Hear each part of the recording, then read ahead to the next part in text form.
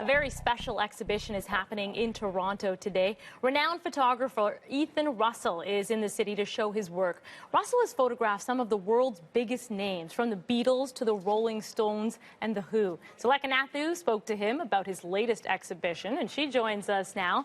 So Ethan Russell has gotten some really lucky breaks in his career. How did he get his start? Yeah, I mean, even Russell admits, because this is a fascinating story, even he admits that he has had more luck in his career than most individuals would have in a lifetime. So he's a guy who came out of college in his 20s, had no photography experience, moves to London, and through a series of very lucky encounters, ends up meeting someone that says, hey, are you interested in photographing, the Rolling Stones? And that's really how it all started. So he started to photograph Mick Jagger and Keith Richards and the band.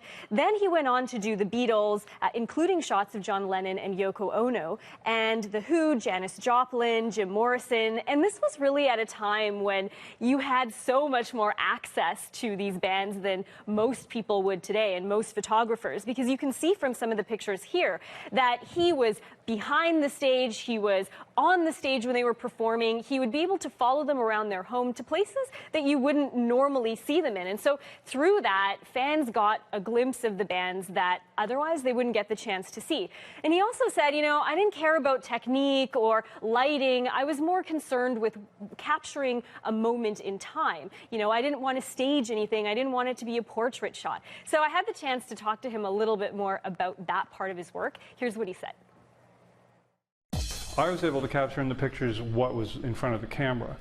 I was lucky enough to have unbelievable access to the Stones, the Beatles, the Who, a lot of really legendary people. And because the kind of photographs that I took didn't change what was in front of camera, 50 years later, you can look at it and be there.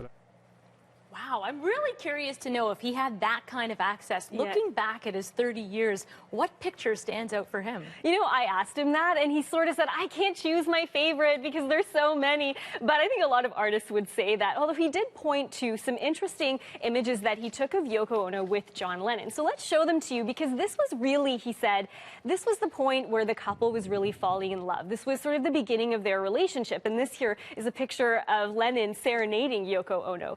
And what I found quite interesting about what Russell said was he thinks that Lennon kept him around for so long because he was able to portray Yoko Ono in the same light that Lennon saw her in, which is sort of this luminous, lovely kind of person who had just come into his life. And at that time, she was such a controversial figure, especially for the band and for the fans, that it was rare to find that. So I thought it was sort of an interesting perspective on that. But he also said, he walked into their house on the first day, door was open, no one was around, and he ended up going upstairs, and there they were, and that's where it started. And he captured a lot of pictures where they weren't even looking and didn't know. So that's what you get. Oh, wow, amazing. Thanks for this, Suleka. You're welcome.